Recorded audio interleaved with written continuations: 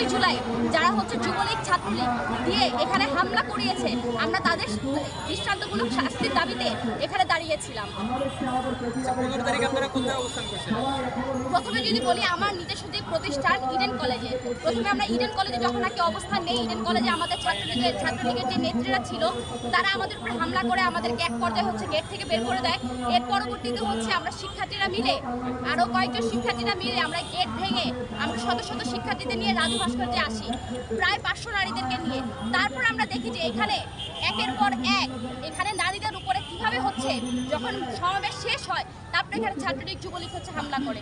তাই সেদিনে যে হামলাকারী যে ছাত্রলীগ যুবলীগ আছে, আমরা স্পষ্ট জানি, এখানে আমাদের ফুটেজ আছে, আমাদের ফেসবুকে সেই ছবিগুলো ভাসছে, আমরা গত 2 দিন ধরে সেই ছবিগুলো পোস্ট করেছি।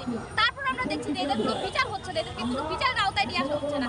তাহলে আমরা কেমন বাংলাদেশে বসবাস করছি? আমরা 5ই আগস্ট গণ অভ্যুত্থান কেন ঘটালাম?